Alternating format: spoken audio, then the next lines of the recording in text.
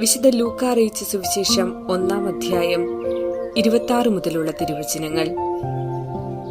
6-ാം മാസം ഗബ്രിയേൽ ദൂതൻ ഗലീലയിൽ നസ്രത്ത് എന്ന പട്ടണത്തിൽ ദാവീദിന്റെ വംശത്തിൽപ്പെട്ട ജോസഫ് എന്നു പേരായ പുരുഷനുമായി വിവാഹ നിശ്ചയം ചെയ്തിരുന്ന കന്യകയുടെ അടുത്തേക്ക് ദൈവത്താൽ അയക്കപ്പെട്ടു. അവളുടെ പേര് മറിയം എന്നായിരുന്നു. ദൂതൻ അവളുടെ അടുത്തു വന്നു പറഞ്ഞു, ദൈവകൃപ നിറഞ്ഞവളെ സ്വസ്തി, കർത്താവ് നിന്നോടുകൂടെ. ഈ വചനം കേട്ട് അവൾ വളരെ അസ്വസ്ഥയായി. എന്താണ് ഈ അഭിവാദനത്തിന്റെ അർത്ഥം എന്നവൾ ചിന്തിച്ചു. ദൂതൻ അവളോട് പറഞ്ഞു, മറിയമേ, നീ ഭയപ്പെടേണ്ട. ദൈവസന്നിധിയിൽ നീ കൃപ കണ്ടെത്തിയിരിക്കുന്നു. നീ ഗർഭം ധരിച്ച് ഒരു പുത്രനെ പ്രസവിക്കും. നീ അവന് യേശു എന്ന് പേരിടണം. അവൻ വലിയവനായിരിക്കും, അത്യുന്നതന്റെ പുത്രൻ എന്ന് വിളിക്കപ്പെടും. അവന്റെ പിതാവായ ദാവീദിന്റെ സിംഹാസനം ദൈവമായ കർത്താവ് അവന് കൊടുക്കും. മറിയം ദൂതനോട് പറഞ്ഞു, ഇതെങ്ങനെ സംഭവിക്കും? ഞാൻ പുരുഷനെ അറിയുന്നില്ലല്ലോ. ദൂതൻ മറുപടി പറഞ്ഞു, പരിശുദ്ധാത്മാവ് നിന്റെ മേൽ വരും, അത്യുന്നതന്റെ ശക്തി നിന്റെ മേൽ ആവസിക്കും. ആകയാൽ ജനിക്കാൻ പോകുന്ന ശിശു പരിശുദ്ധൻ, ദൈവപുത്രൻ എന്ന് വിളിക്കപ്പെടും. ഓർമ്മിക്കുക, പരിശുദ്ധ കന്യകാമറിയം പരിശുദ്ധാത്മാവിനാൽ ഗർഭം ധരിച്ചത് ചരിത്രത്തിൽ രേഖപ്പെടുത്തിയിരിക്കുന്നത് മാർച്ച് മാസം 25-ാം തീയതിയാണ്. അതായത് ഡിസംബർ 24-ാം തീയതി യേശുവിനെ പ്രസവിക്കുന്നതിന് 275 ദിവസങ്ങൾക്ക് മുൻപ്. ആ ദിവസത്തെ അനുസ്മരിച്ചുകൊണ്ട് സഭ ഇന്ന് മംഗളവാർത്ത തിരുനാൾ ആചരിക്കുമ്പോൾ മനുഷ്യാവതാരത്തിന്റെ ചരിത്രാത്മകമായ മാനം വ്യക്തമാക്കുന്നു. മറിയം ശ്രവിച്ച മംഗളവാർത്തയും മറിയത്തിൽ നിന്ന് ദൈവദൂതന് ലഭിച്ച പ്രത്യുത്തരവും മാനവവംശത്തിന് രക്ഷാകരമായി തീർന്നു. ഒരാളുടെ വ്യക്തിമാഹാത്മ്യത്തിന്റെ മാനദണ്ഡമായി കുടുംബം പരിഗണിക്കാറുണ്ട്. നല്ല വ്യക്തികളെ സൃഷ്ടിക്കുന്നത് നല്ല കുടുംബങ്ങളിലായിരിക്കും. കുടുംബത്തെ മനുഷ്യ സമൂഹം ഏറെ പ്രാധാന്യത്തോടെയാണ് കാണുന്നത്. മാനവവംശത്തിന്റെ അടിസ്ഥാനമായി കരുതപ്പെടുന്ന കുടുംബം ദൈവിക സംവിധാനമാണെന്ന് ഏവരും വിശ്വസിക്കുന്നു. ദൈവത്തിന്റെ മനുഷ്യാവതാരത്തിലും ഈ സത്യം ഏറെ വ്യക്തമാണ്. ദൈവം മനുഷ്യനായി പിറന്നതും കുടുംബത്തിലാണ്. സർവ്വതും ആരാൽ സൃഷ്ടിക്കപ്പെട്ടുവോ ആ വചനം മാംസം ധരിക്കാൻ ഒരമ്മയുടെ ആവശ്യമുണ്ടായിരുന്നു. പിതാവിന്റെ ഏകജാതന് ഒരു വളർത്തുപിതാവിന്റെ ആവശ്യമുണ്ടായിരുന്നു. നിത്യപുരോഹിതനായ ഈശോയ്ക്ക് ഒരു കുടുംബം ആവശ്യമാണെന്നത് ദൈവഹിതമാണ്. കാരണം ദൈവം തന്നെ ത്രിത്വ കുടുംബമാണ്. ദൈവം മനുഷ്യനെ സൃഷ്ടിച്ചതും കുടുംബത്തിലാണ്. ഈ മംഗളവാർത്ത തിരുനാളിന്റെ മാഹാത്മ്യം തിരിച്ചറിഞ്ഞ് ജീവിക്കുവാൻ എല്ലാവർക്കും ഇടയാകട്ടെ എന്ന് പ്രാർത്ഥിക്കാം.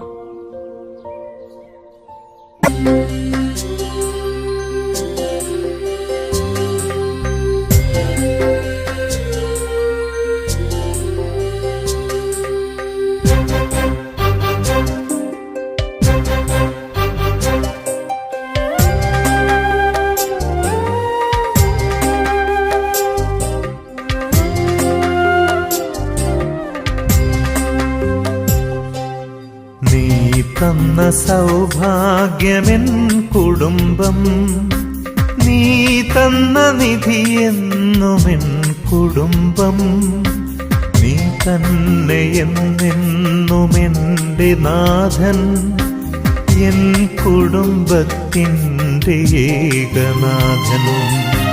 നീ തന്ന സൗഭാഗ്യമെൻ കുടുംബം, നീ തന്ന നിധിയെന്നുമെൻ കുടുംബം, നീ തന്നെ എന്നെന്നുമെന്റെ നാഥൻ, എൻ കുടുംബത്തിൻ്റെ ഏകനാഥൻ. യേശുവേഗപാലകൻ, യേശുവേഗരക്ഷകൻ, യേശുവേ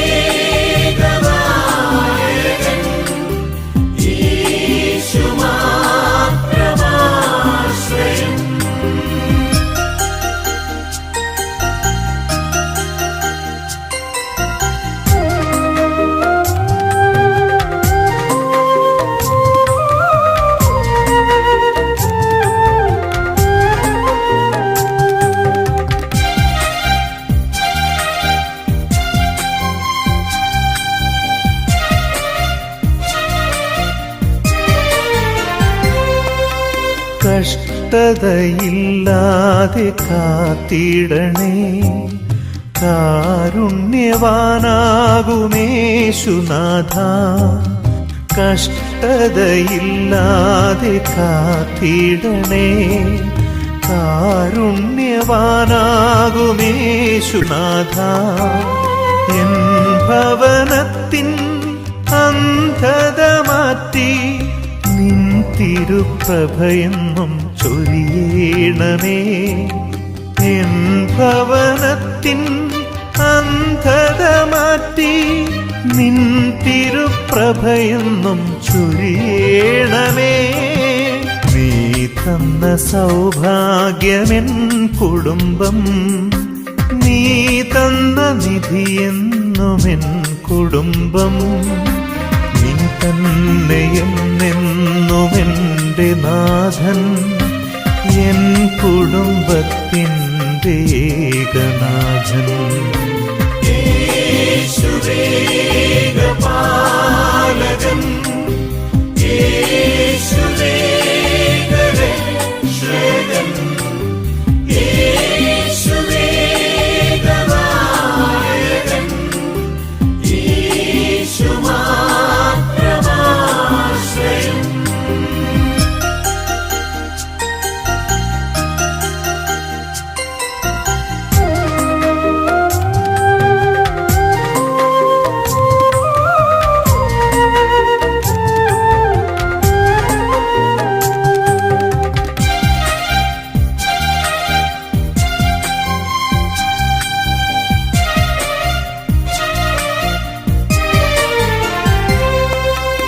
നസ്രത്തിലെ നിൻ തിരുക്കുടുംബം, സ്നേഹത്തിൻ നിറവാർന്ന തിരുക്കുടുംബം.